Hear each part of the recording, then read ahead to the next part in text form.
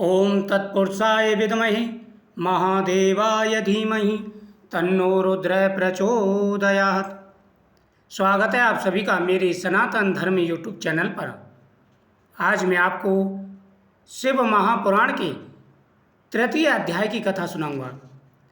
सूत जी के मुख से यह वचन सुनकर शौनक ऋषि अपने दोनों हाथ जोड़कर उनके सम्मुख बैठ गए।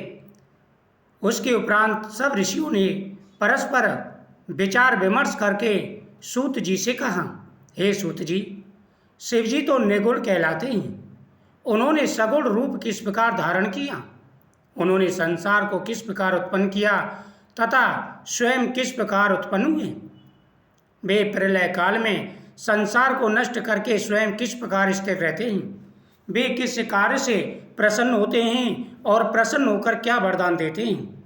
हे सूत जी, यह सब वृत्तांत तथा इसके अतिरिक्त भी भगवान सदाशिव के संबंध में और जो कुछ भी जानने योग्य हो आप उसे बताइए, क्योंकि आप श्री वेद व्यास जी की कृपा से भूत भविष्य और वर्तमान तीनों कालों की गति को जानने वाले हैं।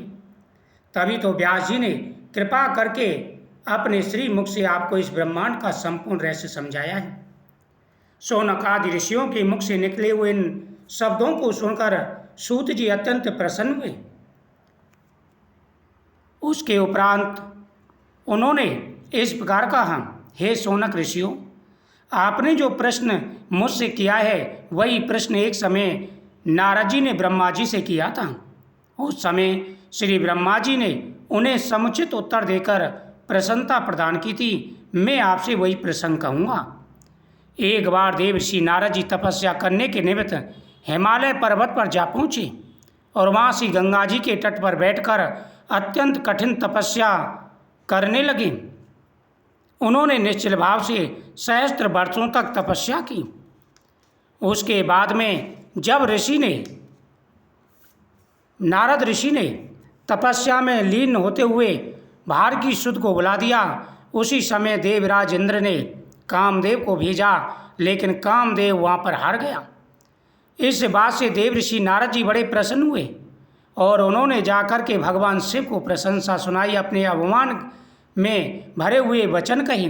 भगवान शिव ने कहा, हे नारद, मुझसे तो तुमने यह बात कह दी है, लेकिन भगवान विष्णु से यह बातें मत कहना। नारद जी को यह बातें बुरी लगी।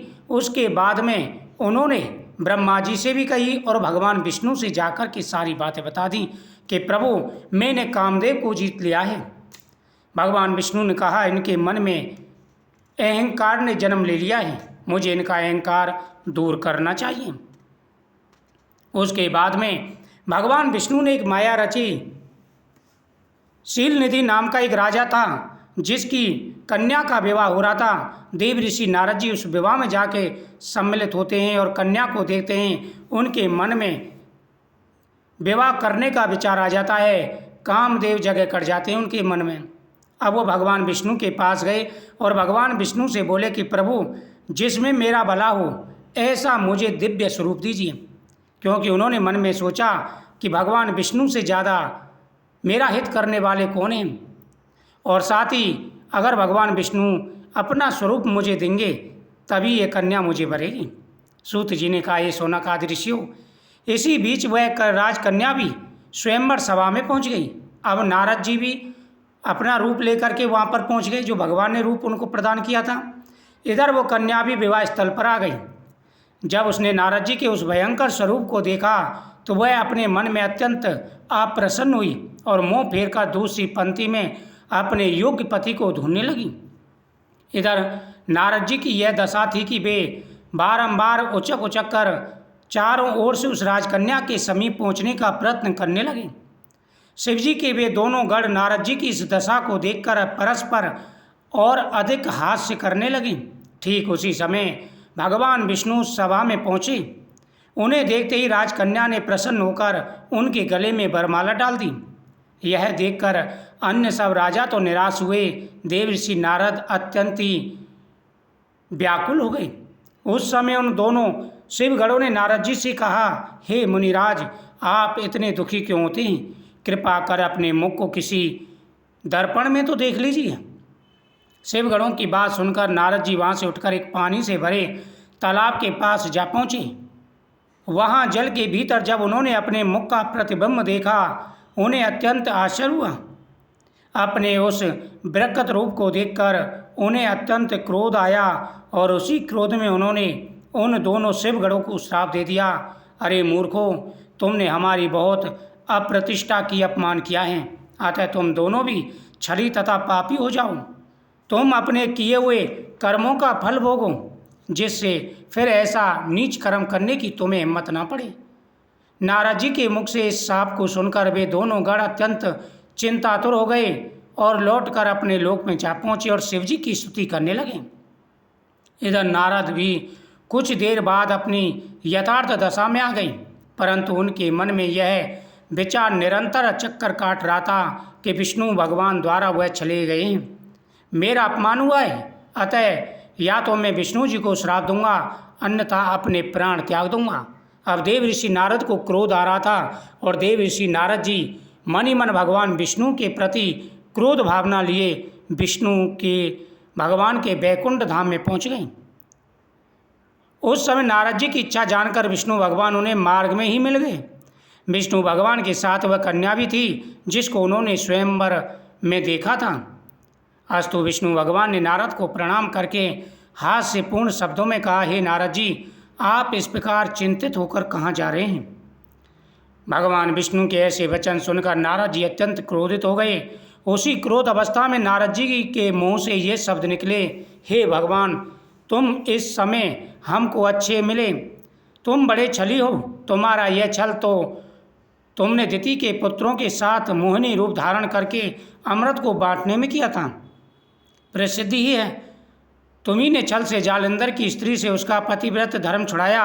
सदा शिव ने भी तुमको वरदान देकर संपूर्ण सृष्टि का स्वामी बनाकर उचित नहीं किया। अब सदाशिव भी तुमको ऐसा स्वाधीन एवं संपूर्ण सृष्टि का स्वामी बनाकर अपने मन में चिंतित हैं। अब हम सदाशिव की आज्ञा से ही तुमको तुम्हारे कर्मों का फल देते हैं, जिससे कि तुम भविष्य में फिर ऐसा कोई काम ना करो। यद्यपि तुमको सदाशिव ने वरदान दिया है तो भी हम तुमको केवल शिक्षा के लिए श्राप देते हैं। नारद जी ने इतना कहकर विष्णु जी को श्राप दिया कि हे विष्णु, तुमने जिनके समान हमारा मुख कर दिया है वही वानर तुम्हारी सहायता करेंगे। जिस स्त्री के लिए तुमने हमारा अपमान किया है, तुम भी उसी स्त्री के वियोग से अत्यंत दुखी होकर वन वन घूमोगे। विष्णु जी ने यह सुनकर नारद जी के सामने अपना मस्तक झुकाया, परंतु नारद जी ने उन्हें क्षमा नहीं किया। भगवान सदाशिव ने यह देखकर नारद जी के मन से अपनी माया हटा ली। उस समय ना तो नारद जी की यह दशा रही और ना वहाँ कोई स्त्री दिखाई दी। तब नारद जी ने आश्चर्यचकित होकर खेद प्रकट करते हुए कहा कि यह सत्य है, मैंने इसे स्वप्न में देखा है, पर आपकी माया अपरंपार है प्रभु, जिससे हम जैसे बुद्धिमान भी भ्रमित हो जाते हैं। कहते हुए नारद जी विष्णु जी के चरणों में गिरते हुए बोले, हे नारायण, आप मेरे शाप का खंडन कर दीजिए तथा जो कठोर शब्द मैंने कहे हैं उस महापाप के लिए मुझे क्षमा कर दीजिए। बार बार देव ऋषि नारद जी भगवान विष्णु के चरणों में गिरकर क्षमा याचना मांगने लगे। यह सुनकर भगवान विष्णु ने कहा, हे नारद, तुमने सदाशिव के वचनों की जो अवज्ञा की है, यह सब उसी का फल है।